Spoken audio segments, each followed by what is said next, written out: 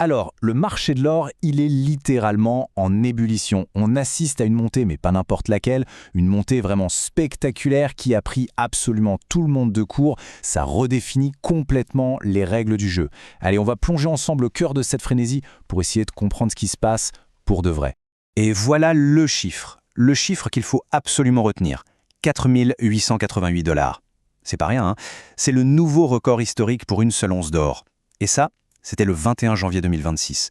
Juste pour qu'on se rende bien compte, ça représente une hausse de presque 80% en juste un an.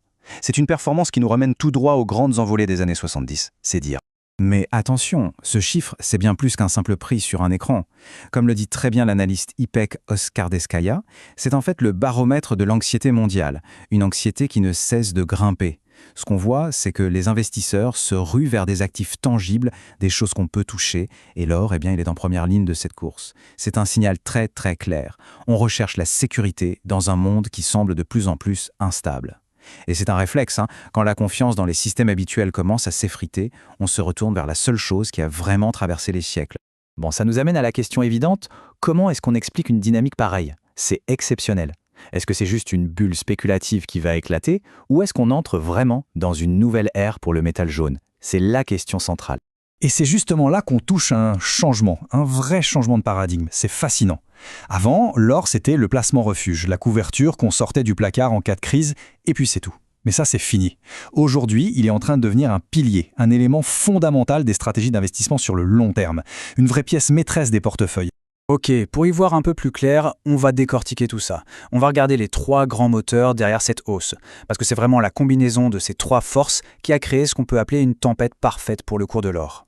Le premier moteur, et c'est peut-être le plus puissant de tous, ce sont les banques centrales. C'est pas compliqué, on observe une tendance de fonds massive, une diversification pour s'éloigner du dollar américain. Pour beaucoup de pays, acheter de l'or, en accumuler, c'est devenu une véritable stratégie pour affirmer leur indépendance monétaire. Et ce graphique, il est parfait pour illustrer le potentiel. Prenons la Chine par exemple. Sa banque centrale ne détient que 7,7% de ses réserves en or. C'est très peu quand on compare à la moyenne des pays du G10 qui est autour de 20%. Maintenant, imaginez, si la Chine décidait de combler ne serait-ce qu'une petite partie de cet écart. On parle de milliers de tonnes d'or à acheter. Des milliers! De quoi soutenir la demande pendant très très longtemps. Et attention, la Chine n'est qu'un exemple. Il y en a d'autres. Deuxième grand moteur, la macroéconomie. C'est simple. Fin 2025, la Réserve fédérale américaine a baissé ses taux. Du coup, l'or est devenu beaucoup plus attractif. La question est vite répondue. Pourquoi garder une obligation qui ne rapporte presque rien quand on peut avoir de l'or? Et en plus de ça, le dollar a baissé. Résultat, le métal jaune est devenu moins cher pour tous les investisseurs qui ont d'autres devises, ce qui a bien sûr stimulé les achats partout dans le monde. Et enfin, le troisième moteur, celui-là c'est un grand classique, le risque géopolitique. Les tensions qui n'en finissent pas, la volatilité sur les marchés, tout ça, ça a déclenché le fameux réflexe de risk-off. En gros, c'est la fuite généralisée vers la sécurité. Et dans ce genre de contexte, qu'est-ce qu'on fait? On se jette sur les actifs tangibles. Et à ce petit jeu, l'or est le roi, il n'y a pas de débat. Bon, alors, maintenant, la question à $1 million.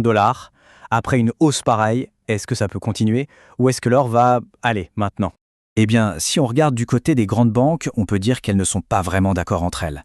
D'un côté, on a les optimistes, comme Goldman Sachs et UBS. Eux, ils voient encore de la marge, ils parlent de cibles proches des $5 000, voire au-delà. De l'autre, Bank of America est un peu plus prudente. Et puis, il y a Citi, qui est carrément sur la défensive et qui envisage une correction.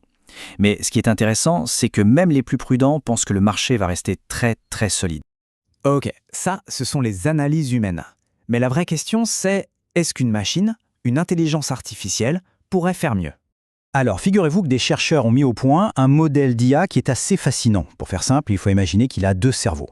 Le premier cerveau est un expert du court terme. Il passe son temps à analyser les micro-mouvements des marchés tous les jours, le prix du pétrole, les indices, ce genre de choses.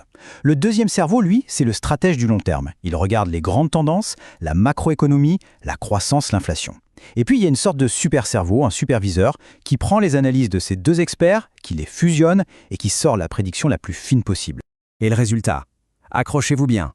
Une stratégie de trading toute simple, basée uniquement sur les prédictions de cette IA, a fait 173% de performance, en 3 mois. Sur un compte démo, bien sûr, on est d'accord, ce n'est qu'une simulation, mais quand même, une performance pareille, ça laisse penser que ces modèles d'IA pourraient complètement changer la donne en analyse financière. toute cette envolée des prix, ça nous amène forcément à une question très concrète, très pratique.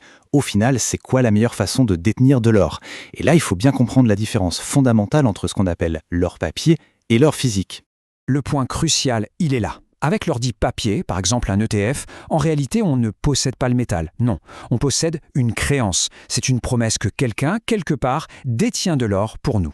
On est donc un simple créancier. À l'inverse, avec de l'or physique, un lingot, une pièce, là c'est simple, on est le propriétaire. Direct, l'autonomie est totale.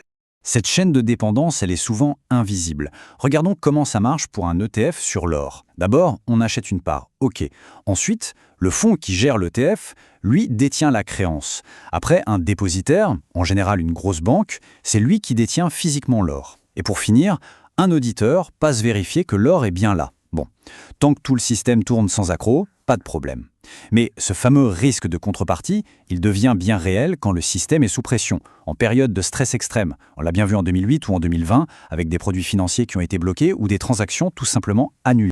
Et tout ça nous amène à la question finale, celle qui résume vraiment tout. Est-ce que l'objectif est d'avoir une simple exposition au prix de l'or, de parier sur sa hausse, ou est-ce que l'objectif est de posséder réellement, de façon inconditionnelle, cet actif qui a traversé les millénaires? C'est la réponse à cette question qui va déterminer toute la stratégie à suivre.